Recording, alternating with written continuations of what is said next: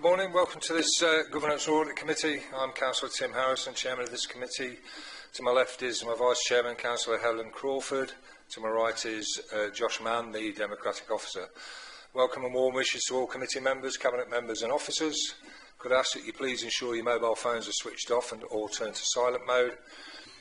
Usual housekeeping. I've not been notified of a fire alarm practice, but should the alarm sound, can we please move swiftly to the closest exit and make your way outside onto the front of this building on the green on St Peter's Hill. Could I ask that if you wish to ask a question or make a comment, you please make it known to the Vice Chair by raising your hand. And may I remind you that this meeting will be recorded and can also be watched as a live stream or later via the SKDC webcast. Do we have any apologies for absence, Josh? Thank you, Chairman. I've received apologies from Councillor Paul Stokes, substituted by Councillor Phil Gadd, from Councillor Peter Stevens, substituted by Councillor Graham Gill, and from Councillor Rob Shorrock. Thank you. Thank you for that. Item 2, the declaration of interest. Are there any members who have anything to declare? Councillor Woolley. Thank you, Councillor. Can I just ask you, on the basis of yesterday's meetings of the Standards Committee, and that you were found by the panel to have brought the Council into disrepute, and that the sanction was that you should, amongst other things, should complete some standards training, that perhaps you ought to stand to one side until that standards training has been completed, especially in your role as Chairman of Governance and Audit. Thank you for that comment, Councillor Woolley.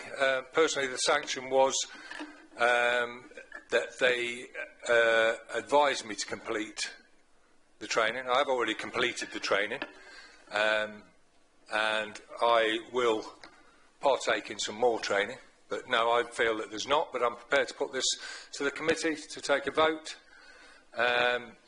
We've had the request that I stand down. Does anybody support this request? Can you Chairman, if I may, it's stand down until you've completed the training.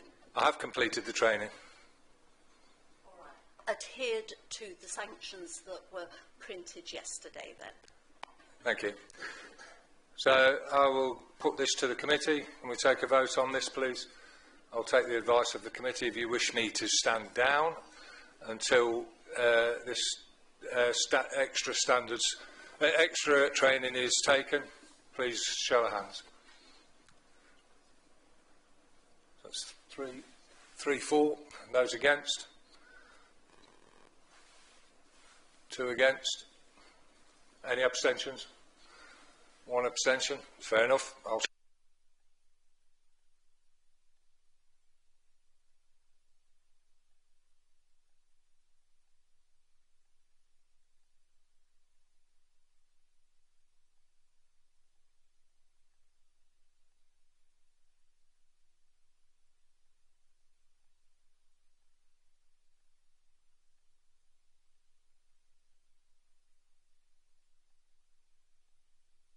Sorry, can I ask, Councillor Harrison is still a member of the committee, and so can still continue to participate in the committee, but as a member of the committee rather than as chair.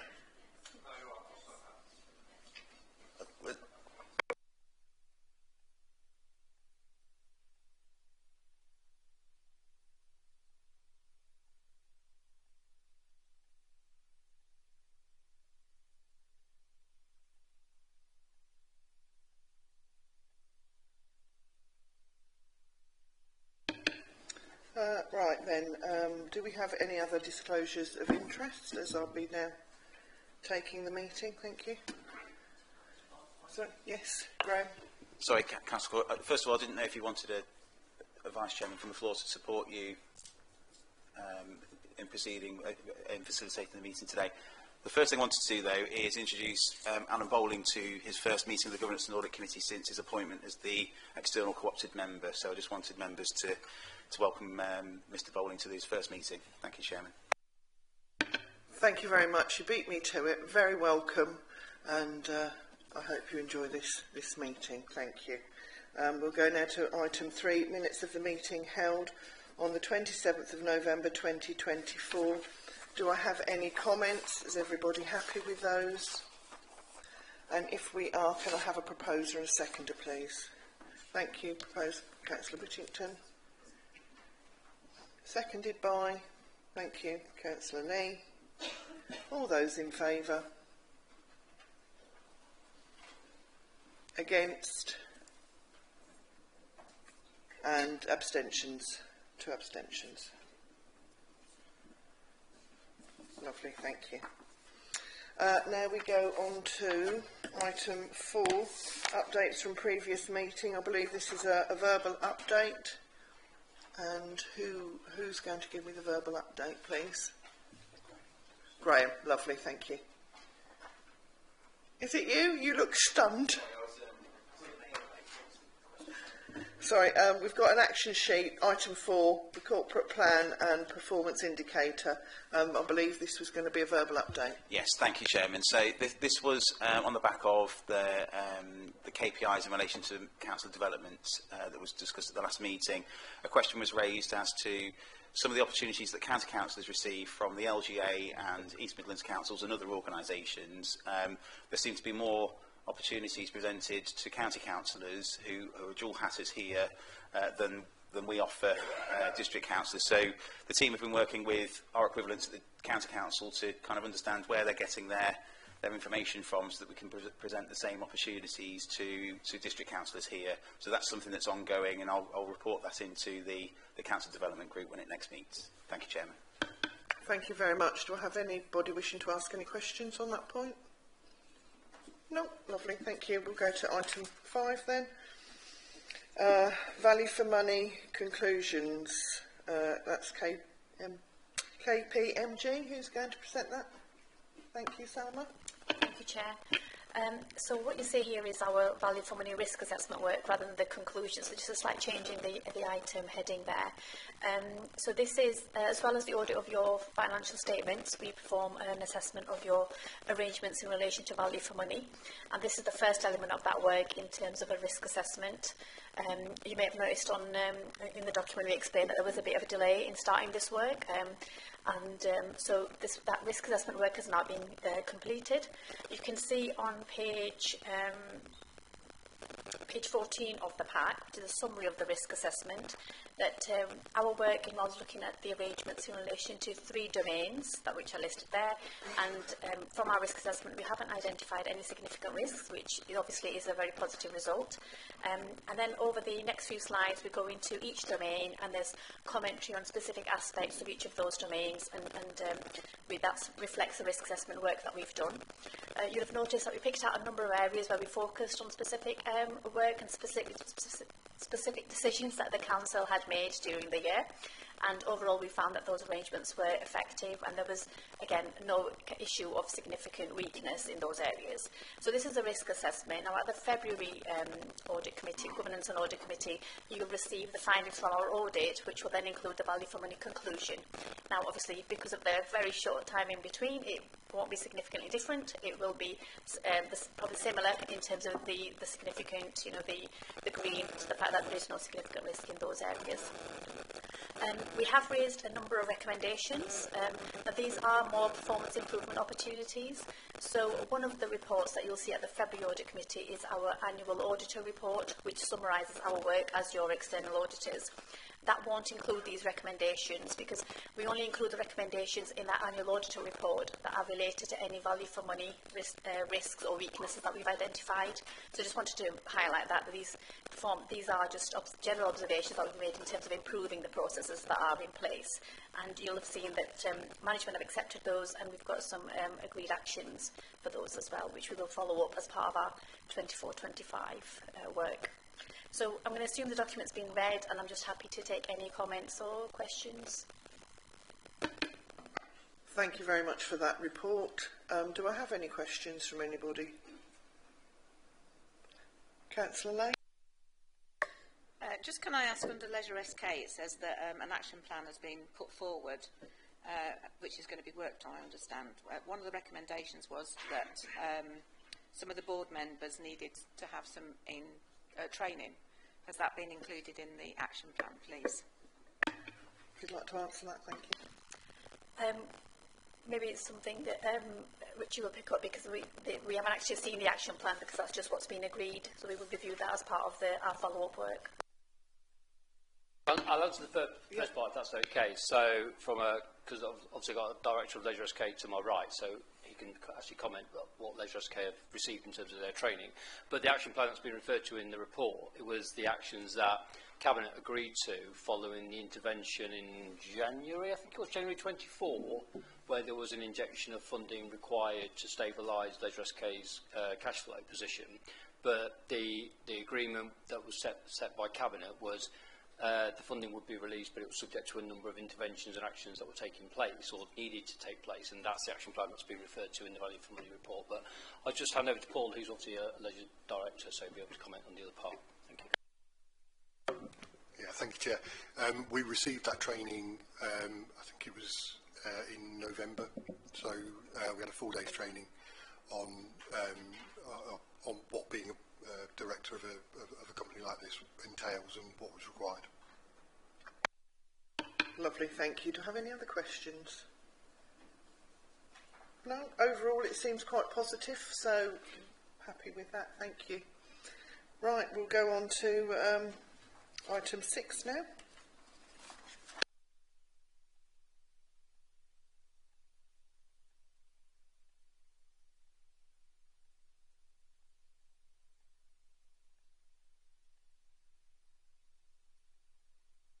So that's the internal audit progress report.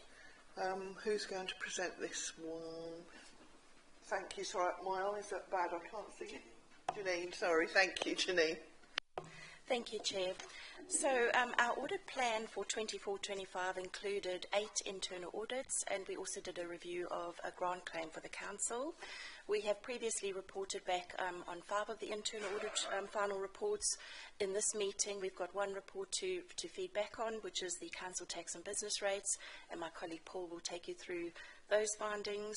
So that leaves us with the audit of data protection and freedom of information, which is in field work at the moment, and we'll bring that back to the March audit committee. And then there is also the main financial systems audit. So we've agreed with management that we'll postpone that into the 25-26 into Q3 because the change of the system has been delayed from October to April. So that is subject to approval by the committee. But otherwise, we're satisfied with the progress that we're making on our plan. And we'll bring the head of internal audit opinion to the June committee meeting.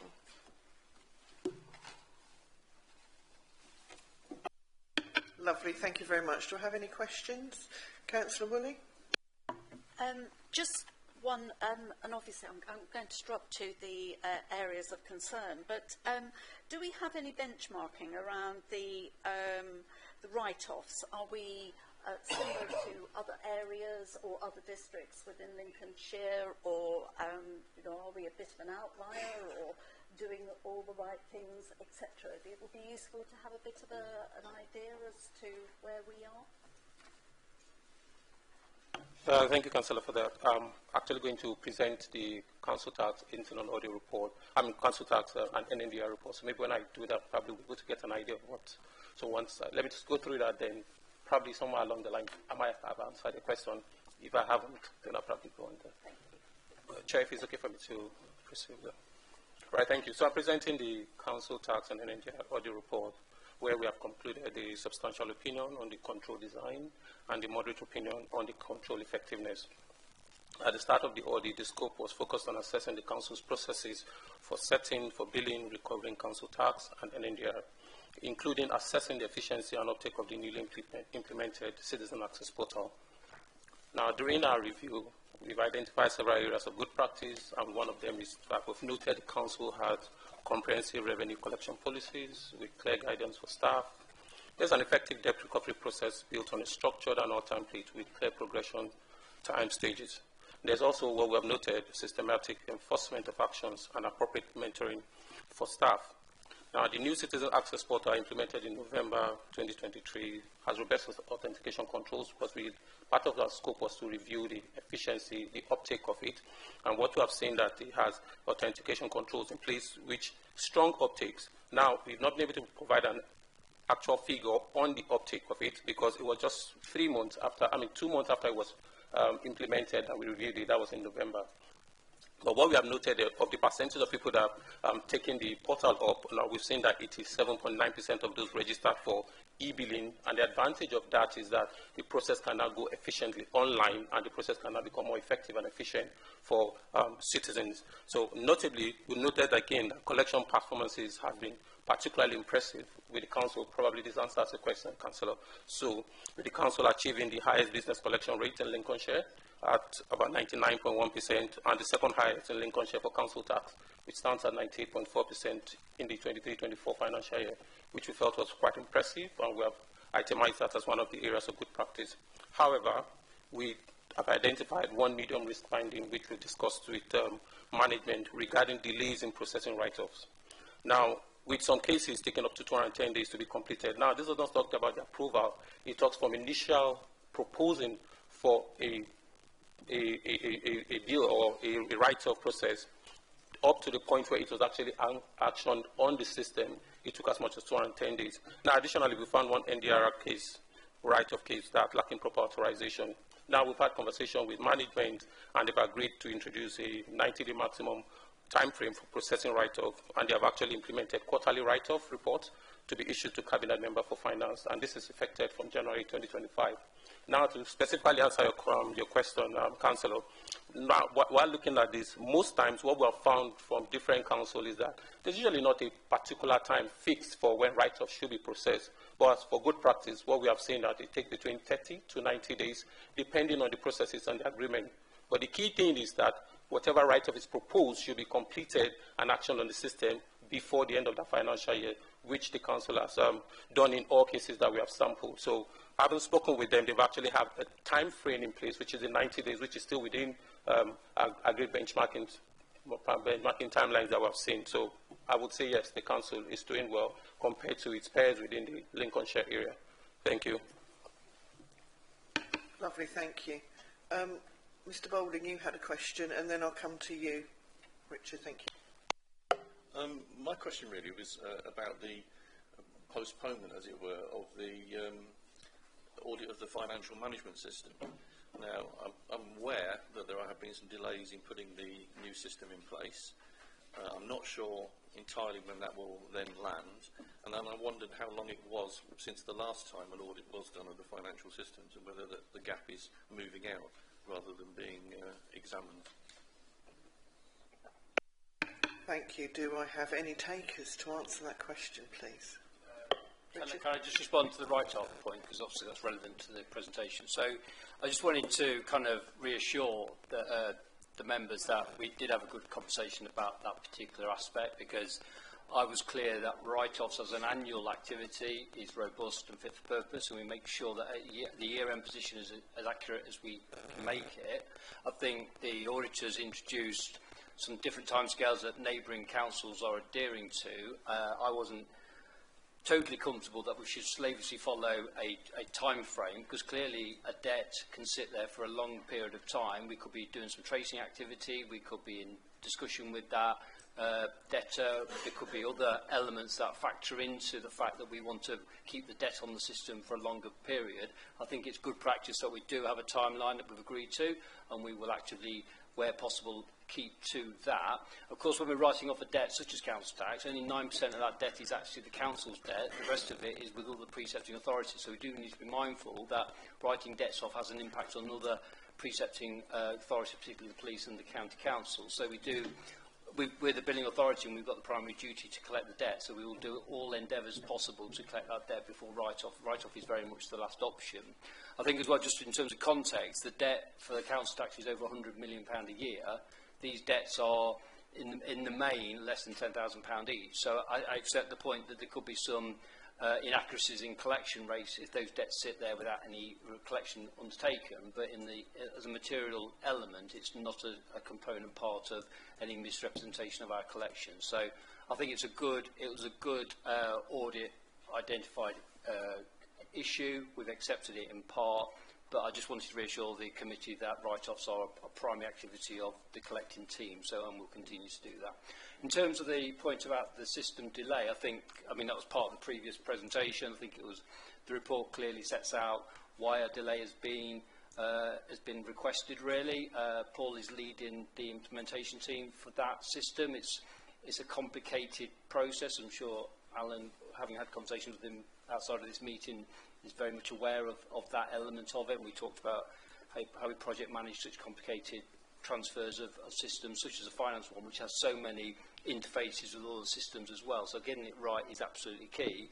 And I've been very clear with the team that if it's not right for implementation, then we shouldn't shy away from that, and we should back off and make sure the timing is correct. And that's the decision we took, and we talked to KPMG about that earlier in the year, so they're fully cited on that, and hopefully have got some reassurance about the resources that are now into the implementation of it. Obviously, the reason why we've deferred the audit is there's little point in spending audit time looking at a system that's an outgoing system. Far better to have them in later when that system's been embedded for a period for them to stress test it and check the elements. But equally, the audit plan, when it gets presented, will show you there are other parts of the finance system that will be interrogated and do regularly get auditors, such as creditors, accounts payable, treasury, investment, etc., etc. So finance is always an integral part of the audit plan and will continue to do so. But in terms of the system itself, it seems sensible to defer it until the new system's in place. Thank you. Thank you very much for that. Do I have any other questions from anybody? Councillor Whittington? Yes, thank you, Chair.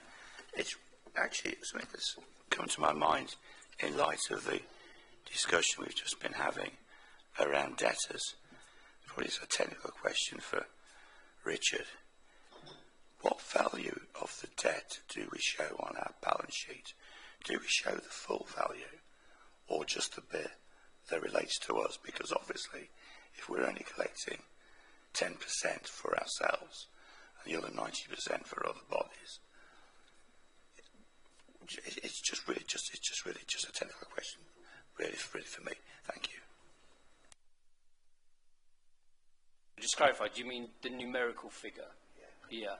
Because obviously if we show 100%, so that debt is Yeah, so in terms of the balance sheet impact, it's our proportionate share of the debt. So the balance sheet impact is only the council's share of the debt. But the collection fund will show the 100% because of the distribution methodology in the collection fund. So when we write out. Yeah. Thank you for that clarification. Do I have any other questions? No? Thank you then for that report. And we'll move on to item 7, the Indicative Internal Audit Plan 25-26. That's on page 39. Is that you again, Selina? Thank you. Thank you, Chair. So, yes, this is our indicative audit plan for the committee's consideration. We started the planning process by looking at the forward look in previous internal audit plan and had a discussion with Section 151 officer, Deputy 151 officer and governance officer, and it also went to CMT for discussion as well. So what you've got here is a list of proposed audits. There are 10 on the list. It includes some of the financial systems that were mentioned, and also it maps it across to your strategic risk register as well. We will bring back, we can discuss it today, but we'll bring back a final plan for approval to the March committee meeting for formal approval. And in that plan, we will also update the charter because we need to show some of the new requirements from the global internal audit standards, which combined with the application note and the local code for local government will be effective from the 1st of April 25. But happy to take any questions and open the discussion. Lovely, thank you. Do I have any from anybody?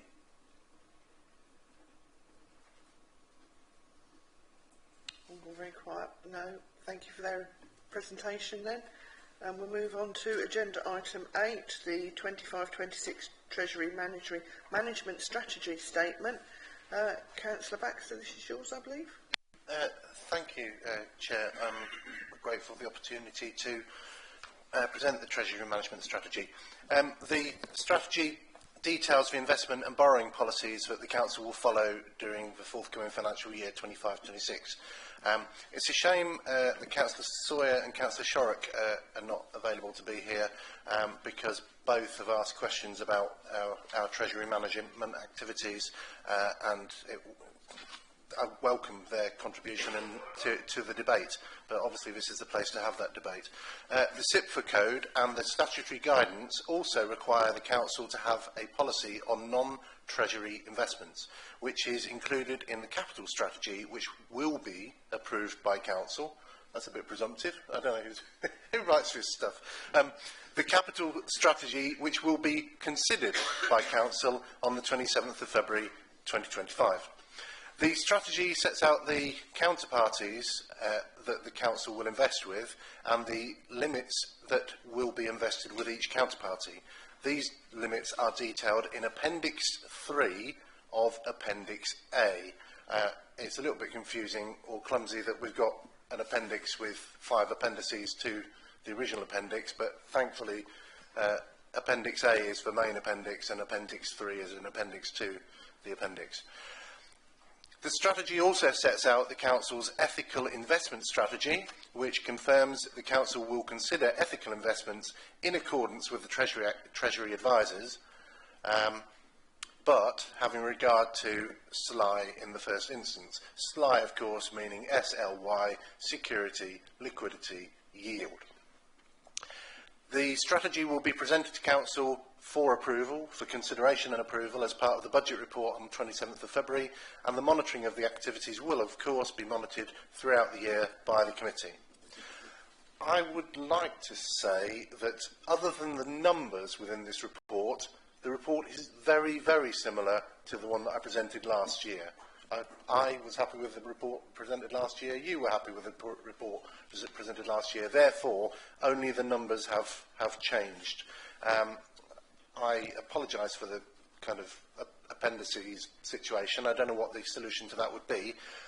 And then the only other thing to say is, obviously due to market conditions, investments are performing better than expected in the budget last year, and that's great that we've got a return on our investments, but obviously it's better to get the money spent on projects which support residents than have it languishing in bank accounts.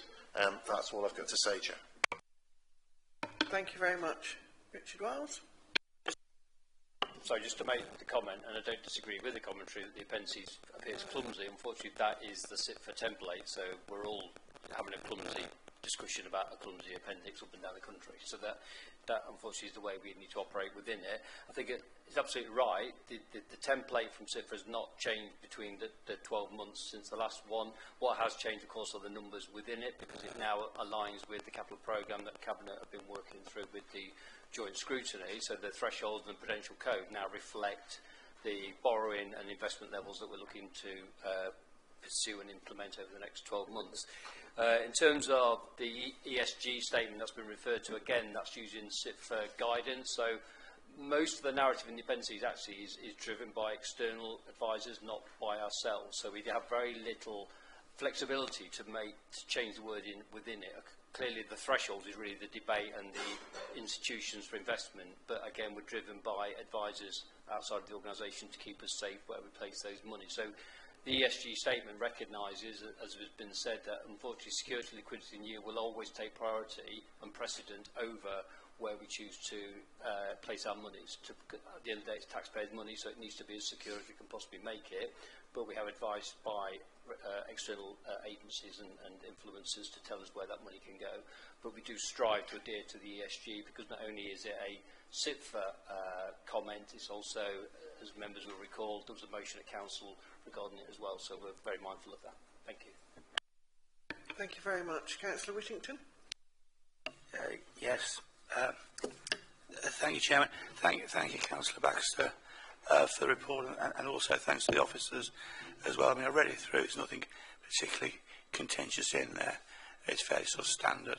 But my question actually relates to So I know the UCIF for guidance, as well as slightly changes some of the requirements, also mentioned that the possibility that certainly around certain areas around sort of treasury risk and investment risk, it would recommend that maybe local authorities were to train up not only officers around the new requirements, but also councillors as well.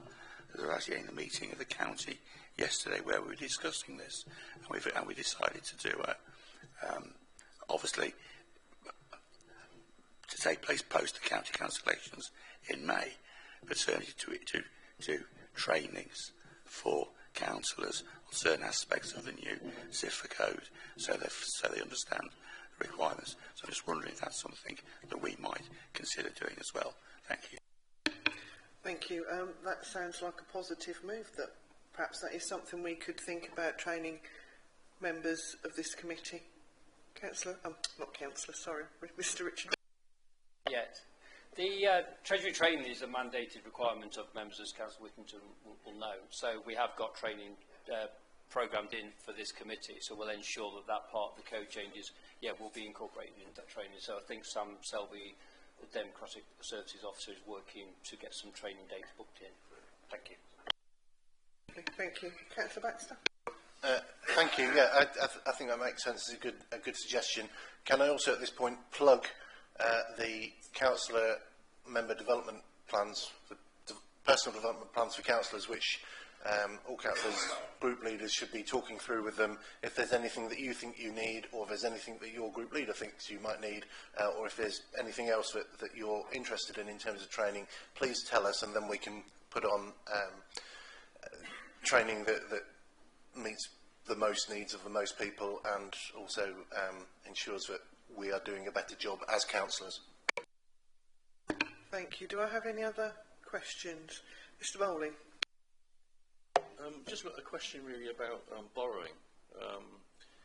In the Appendix A, it talks about giving delegated power to the Section 151 officer, which is fine.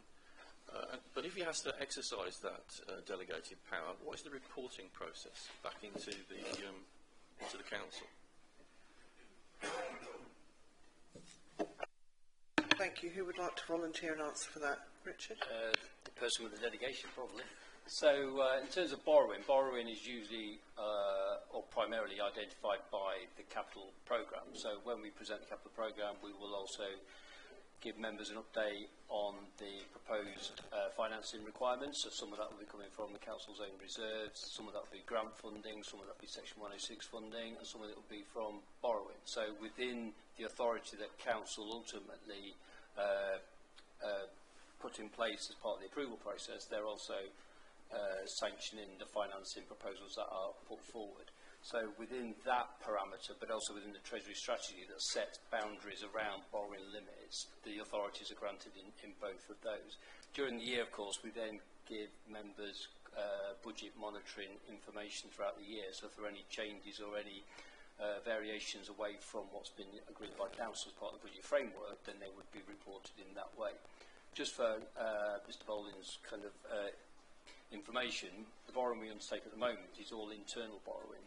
So I'm not going to Public Works Lane Board or any other institutions for borrowing. We're using the cash balances of the council to finance short-term funding of activities. So all the borrowing we undertake at the moment is through internal mechanisms anyway, which is basically drawing from the cash balances we've got currently. But just to reassure Mr. Bowling that the financing of the programme is part of the budget proposals that go forward to council. Can I just explore a little bit further with that? I was more concerned from not concerned, but interested to understand what happens in the event you exercise your emergency powers. Because you have emergency powers within this process that allows you to go out and borrow more, say, if interest rates shoot through the ceiling or whatever.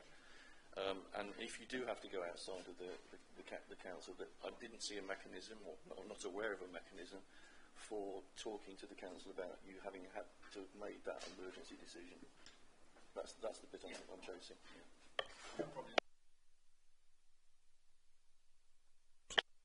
Well, so if those powers are exercised, that would be done through an officer delegation report, which would be in the public domain anyway, and then that would be reported either to the next cabinet or the next council as deemed necessary. So anything that's happening outside of the formal meeting structures would be documented for an audit trail, but also then reported to the next necessary committee or council. Thank you. Lovely, thank you for that. Do I have any other questions? No, thank you then, Councillor Baxter, for that report. And we're going to agenda item 9, proposed amendments to the Council's constitution. Councillor Knowles, you're presenting this, thank you. Thank you, Chair. This is in 3 parts, and I propose that we consider them separately, as they don't necessarily come together as one item. So I would take the 3 parts. The first one is to bring greater order and governance to the agenda items and meetings that allow members, officers and interested parties to consider research items before being confronted with them. At the moment, things occur and it doesn't give the officers and the members and interested parties sufficient time to look at the implications and the issues, and we discuss at this meeting items which are not yet fully understood and fully appreciated.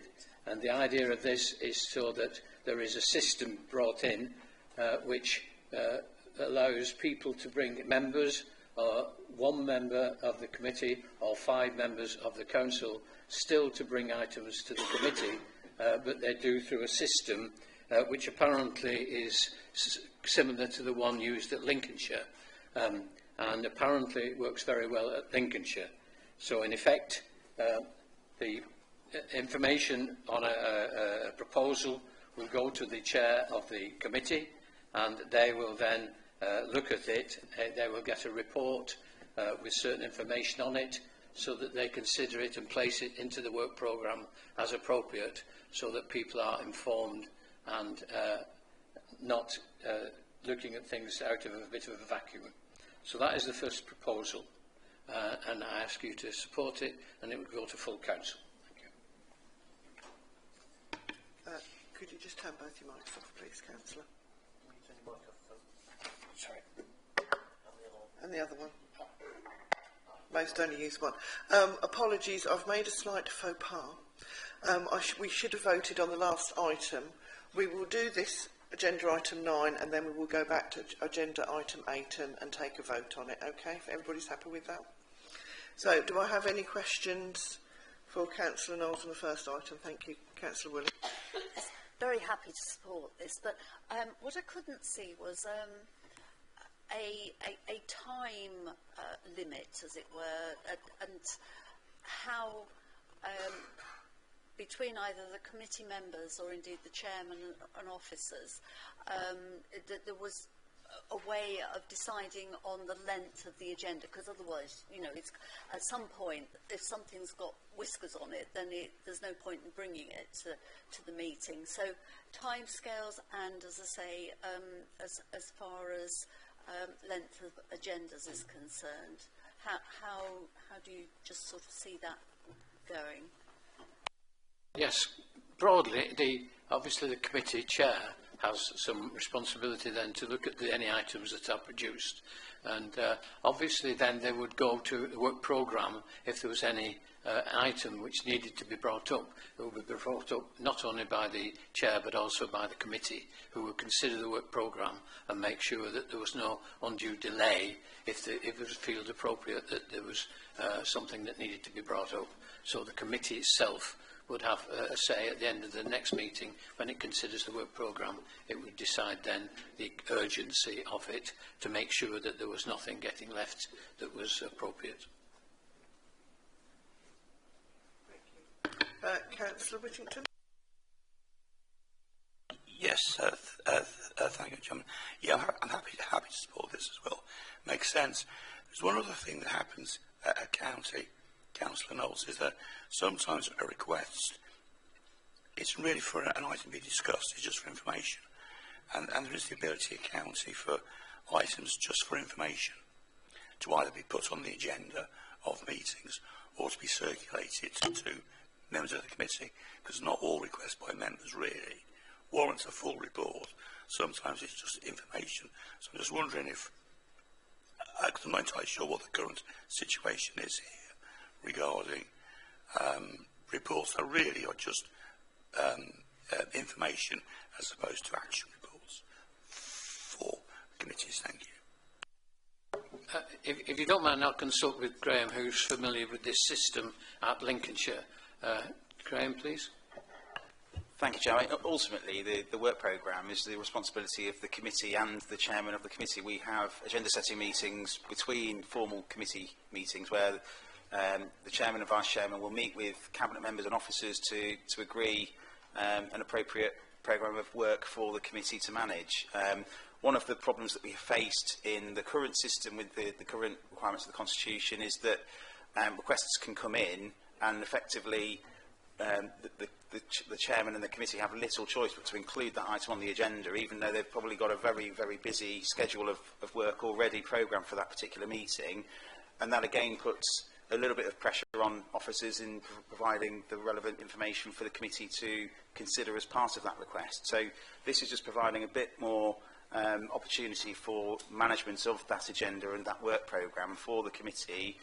It obviously wants to give the opportunity for members to put requests in for agenda items, but this, which is consistent with the County Council, puts a little bit more onus on the member making the request to ensure that they've had the courtesy to engage with the cabinet member and the officer, done a little bit of research themselves in relation to that item, and it then gives the committee a bit more information to consider whether they wish, as a committee, that they want to take that item further and incorporate it in their work programme going forward.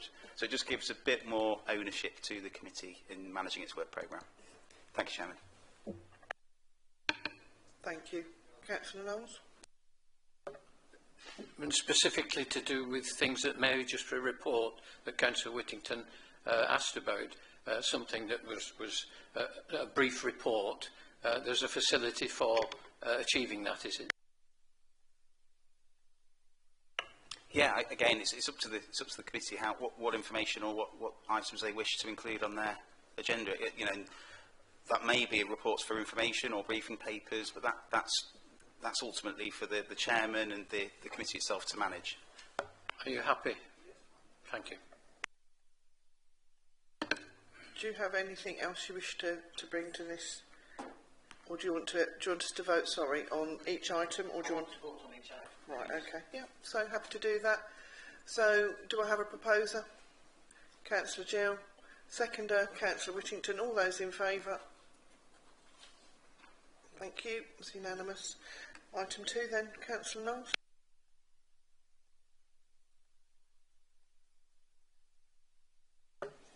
I need an assistant to do mine. Is a proposal that the local plan be subject to a recorded vote. It's considered that the local plan is an absolute key part of the development of the council, and it will identify the vote very, very clearly when we come to it, and it will be a recorded vote and put into the Constitution. Obviously, we can ask for a recorded vote and people would have to stand up and so on, but this is just a request to put it as part of the Constitution. Thank you. Thank you. Do I have any questions? Sorry, Councillor Woolley and then Councillor Morgan. Can I just explore with you a little bit further as to why recorded as opposed to just a vote on it? I think it was to make it very clear who has voted for what in a formal situation, so that everybody can be seen by the public and by anybody else to see that the local plan has been supported by X or not supported by Y or whatever else like that. And it makes it absolutely certain that there is a recorded vote on this item in order to clarify that. So if I may just come back, Chairman, so can you tell me then subsequent refreshes will always be part of a recorded vote, will they? Yes, it's any item that is pertinent and to the centre of the local plan, yes. Thank you. Councillor Morgan and then Councillor Gill.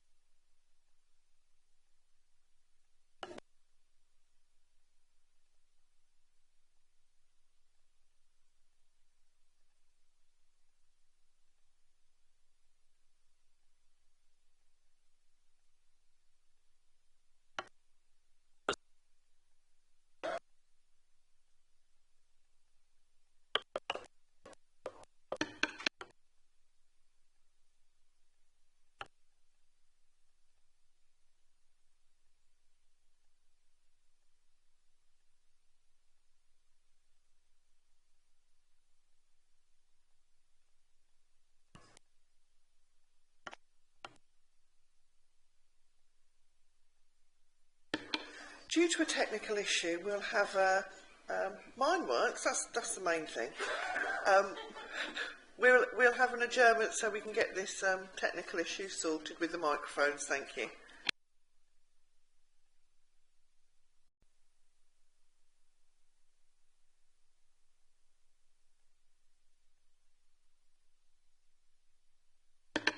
Right, we're back in the room. IT hopefully sorted. So we're going to Councillor Charmaine Morgan next. Thank you.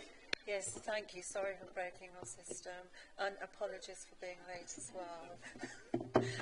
I just wanted to, going back to where we were, which was regarding the having a recorded vote on the local plan.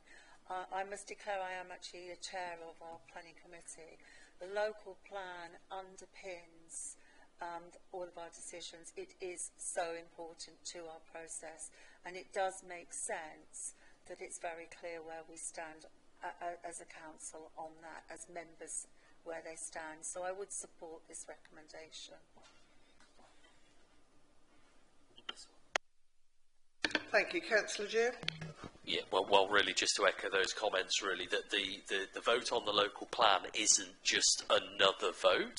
It shapes our district for up to the following generation, certainly for years.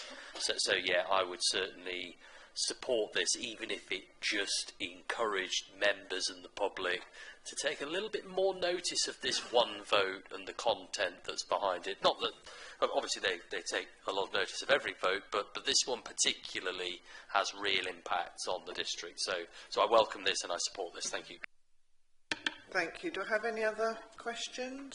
Councillor Knowles, do you wish to say anything else?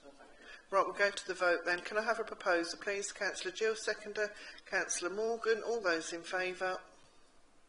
And that's unanimous. Thank you. Then item 3 then, Councillor Knowles, please.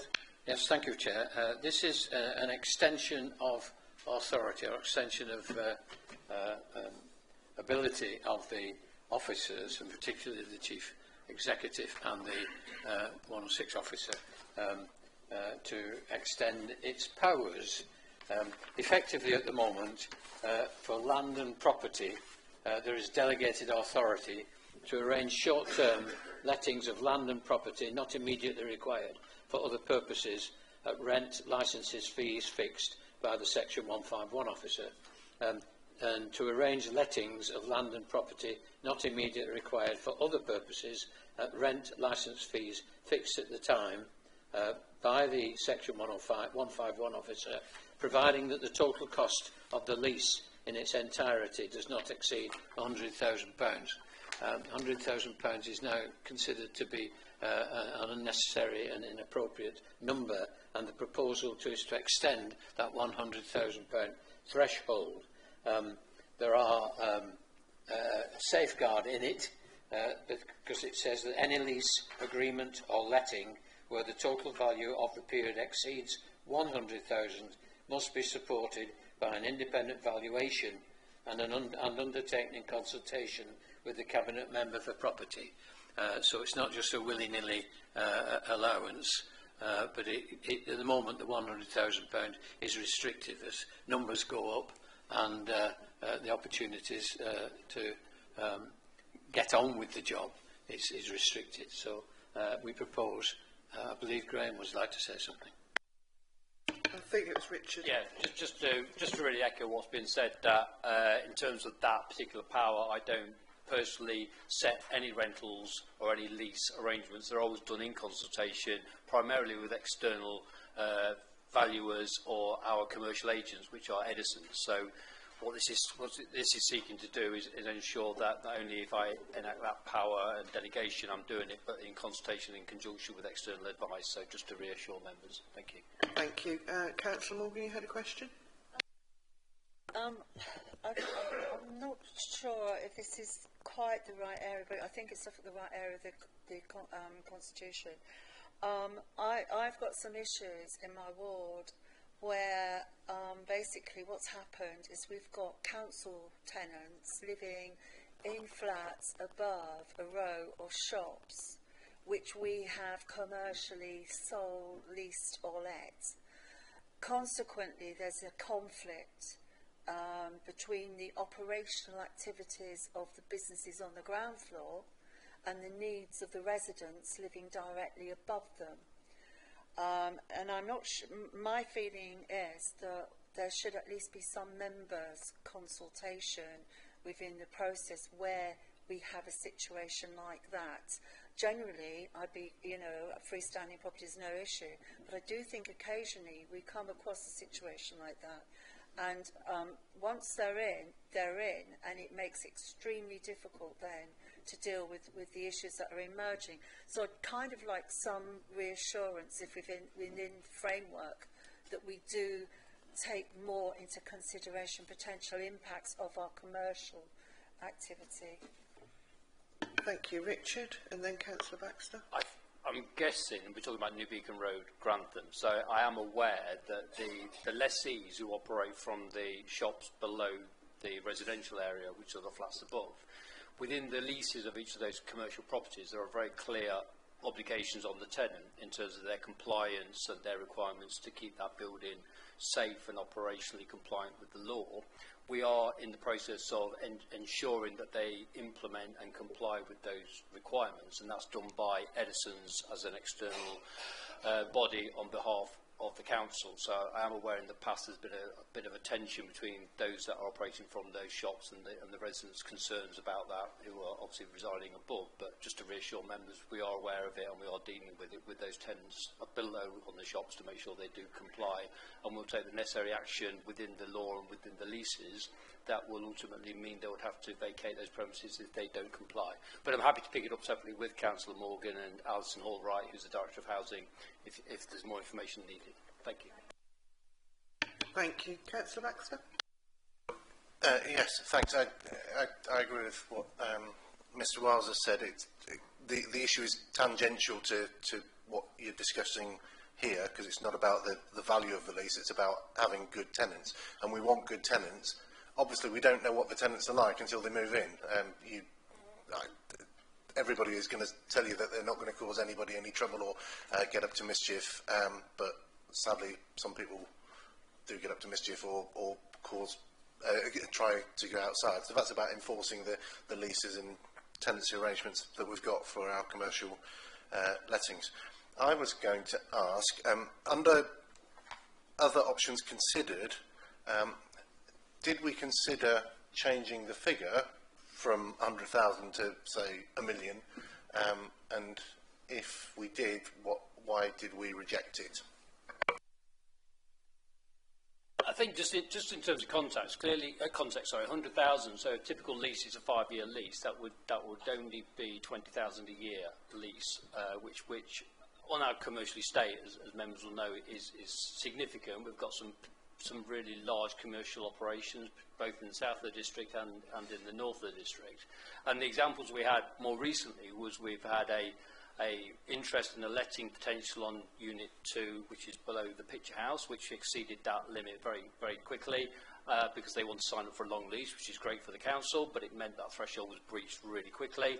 And we've had a lease renewal of a significant, without kind of breach of the confidence, is a very significant tenant in the south of the district who have got our single biggest commercial unit in our portfolio, and they wanted to, and we wanted to, lock them in for a longer deal, and we wanted to extend the opportunity. And that, again, has been done with the full support of external valuers. So it is a very long-winded way of saying it's quite difficult to put an arbitrary figure in, because another example can come forward very quickly and suddenly we breach that threshold again.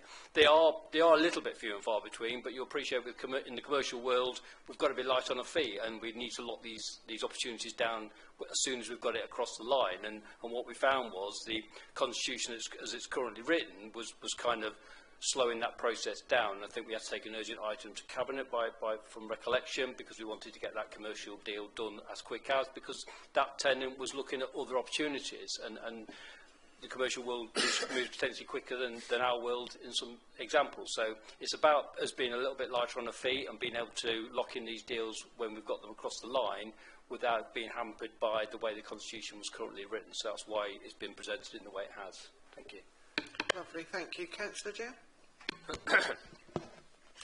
Yeah, thank you, Madam Chairman. Yeah, this is fine. This strikes me as a piece of housekeeping that's much needed. My only comment and question on this is that obviously, as you alluded, the problem with setting a fixed number is that, you know, the charge of inflation marches on. We will be returning to this piece of housekeeping again. We've just been through a period of housekeeping, of inflation, which has pushed rents up. And who's to say that we won't be doing this again in a year's time if we go through another period of inflation?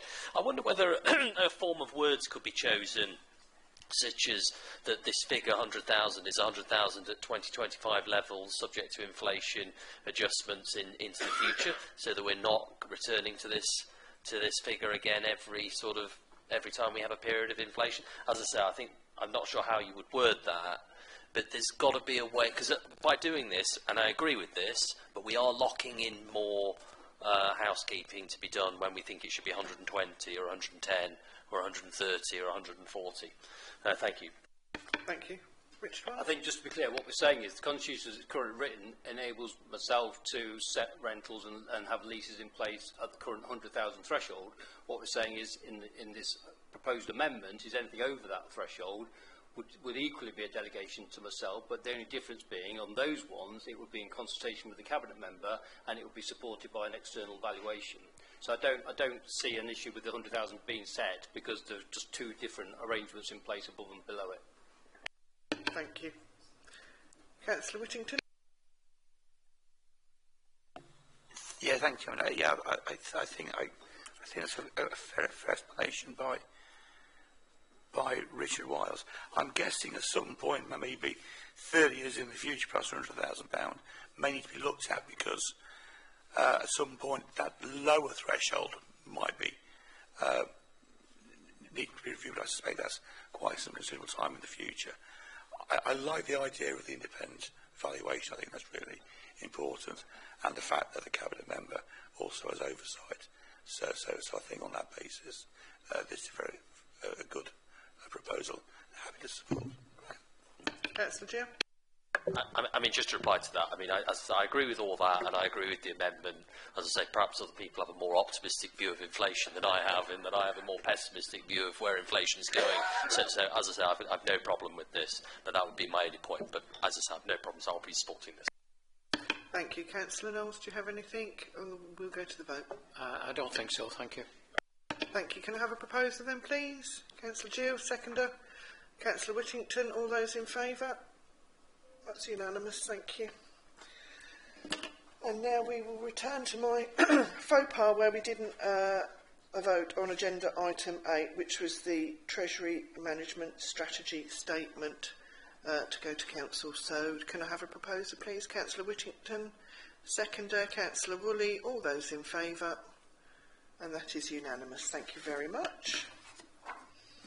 Right, we'll go to agenda item 10, which is the Risk Management Annual Report 2023-24, including Risk Management Framework 20 25-27.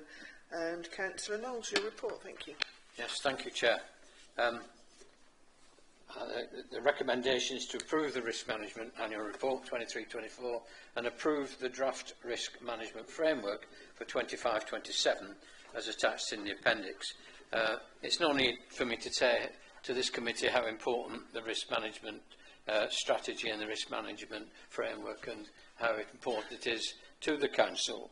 It's a very, very important and a key function and a requirement of the Governance Committee that it keeps its eye on it on a regular basis.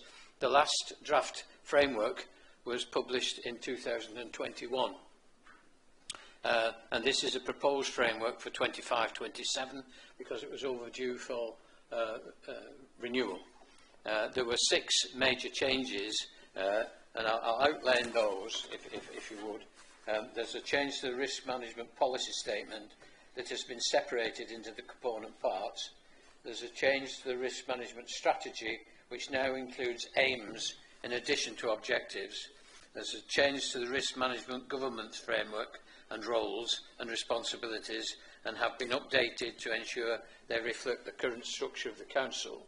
There's a change to the risk management process, which has been consolidated and includes the new risk matrix as approved by Governance and Audit Committee in November 23. Change to the strategic risk management approach, a new appendix specifically around the approach to strategic risk, and a change to the Council's risk register layout, which is in Appendix F, which is a new appendix to ensure consistency in recording risks. As I said, the framework was last reviewed in 21. The risk register had a thorough review in 23-24, and it will come up again under the agenda item for this committee in March of this year. So the risk register is kept under constant review. I propose, as it's written in the agenda item, and ask for your support. Thank you. Thank you, Councillor Knowles. Do I have questions? Can I just register thanks for Tracy for the work she's done on this. She's done all the work, you know. Tend to be irrelevant. Thank you very much indeed. Thank you. Councillor Morgan. Well, thank you. It's a comment really, but I was just to say that this does seem to have been a really good, comprehensive, in-depth review, and just to say thank you very much for that, and I'd like to support it or propose it. Mr Bowling? Thank you, Chairman. One of the things about risk management that I've experienced over the years has been the risk appetite statement. And that risk appetite statement is really important. It really, really is.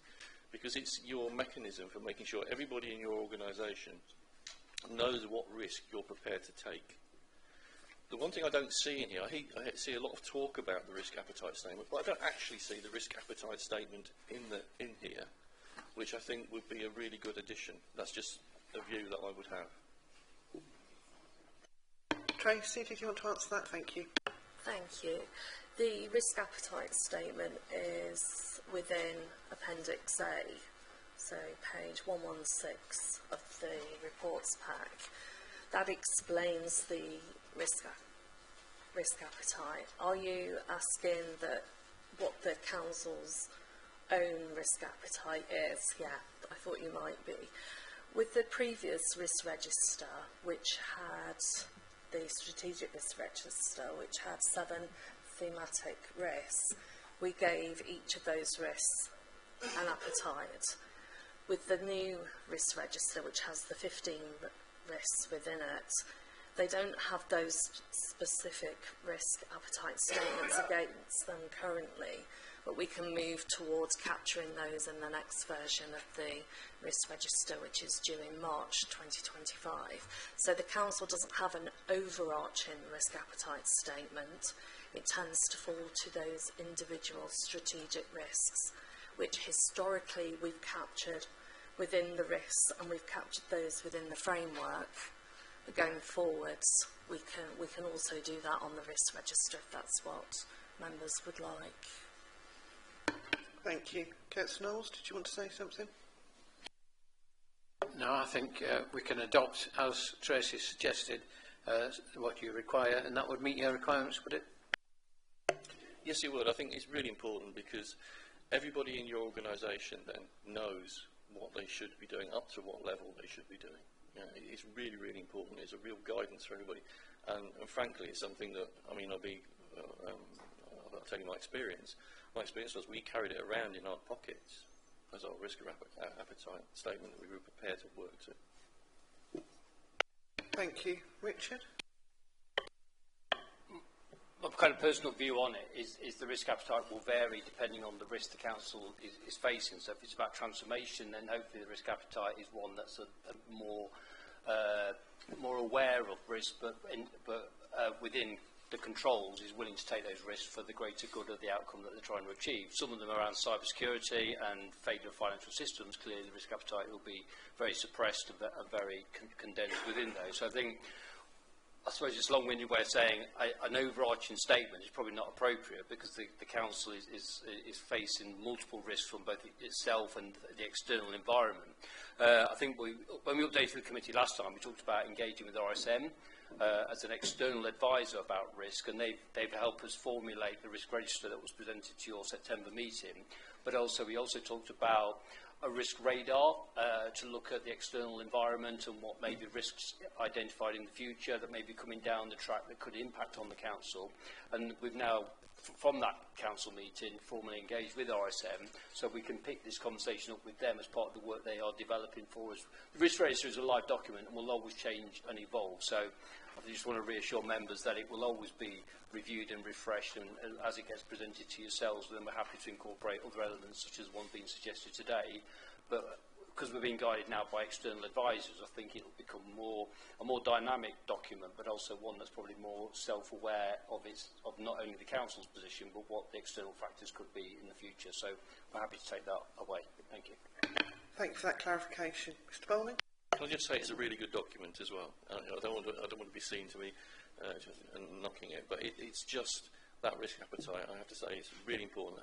And the other thing I'd say about a risk appetite, please try and write it in a way that people understand. That's so important for everybody that uses it. Thank you. Do I have any other questions, comments? No? Then we'll... Councillor Knowles, did you? No, thank you. Councillor Morgan? Right, lovely. Got a proposer. Can I have a seconder, please? Councillor Whittington. All those in favour? Lovely. Thank you very much.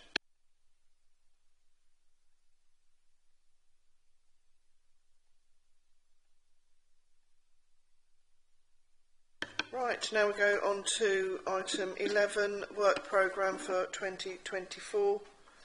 Does anybody want to make any comments on this? I think we're all going to be back here on the 13th of February with... Yep, thank you, Josh. Yeah, just to notify members of the discussion we've had since this pack's been printed. If you look in the work programme included in the actual pack itself, for the February 13th meeting, notes the external audit findings 23-24. That's actually a duplicate of the ISA 260 report. So it will be the ISA 260 report and the statement of accounts 23-24 on the work programme for that committee. Thank you. Thank you. Councillor Whittington. Yeah, just one question, if I may. In terms of the 23-24 accounts, have they now been agreed by our external auditors? Thank you. Richard? They're in the room. So it's fair to say we're still working on them.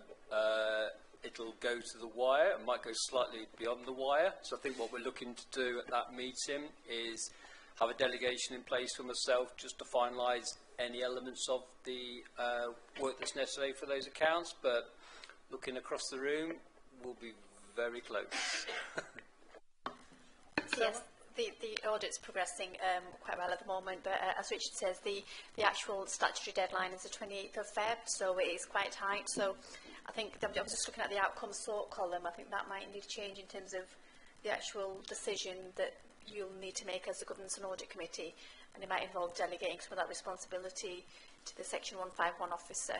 So you will get a set of accounts, you'll get our findings, but then there might just be some last minute things that we just need to finalise. Not any significant changes to the numbers, but any last minute tidying up that we can then go through with the Section 151 officer.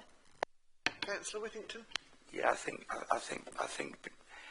my question was pretty on the fact that I know the deadline is the end of February, so it was just really a question around the timings.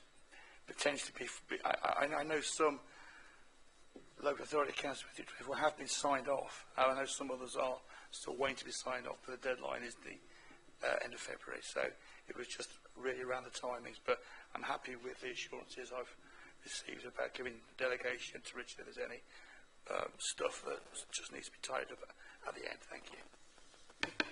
Councillor Jim? Yeah, thank you. We've just discussed the Council's risk management framework and the excellent work that's gone into that, and it was suggested that that's going to come back to us with the individual risk statements for the areas of the Council. I think that was suggested to come back in March. Should that not be on the work plan for March, or would it go to Cabinet in March and then come back to us later? Richard? So yeah, it is on the, if you're looking on paper, it's on 125, the risk register. So, yeah, so what we'll be looking to do is then supplement that with the, yeah. Councillor Lee? Thank you, Councillor. I just wanted to really ask Graham, do we need to bring anything back from the access to info to this? Because that's something that was sorted out from this group in the beginning, this committee in the beginning, and we've had a couple of meetings, so is there something there that we need to put on the work plan to bring it back here? Yeah, yes, happy to include that. I think our next meeting is due next month, so March may be a sufficient time to bring an update back to this committee on the work that group has undertaken. Thank you. Super. Any other comments? No. So we're at the end. Any other business? The only thing I have to say is thank you all for attending today's meeting, and for everybody who's written those long and lengthy reports. Thank you very much indeed, and I close the meeting at 11:32. Thank you.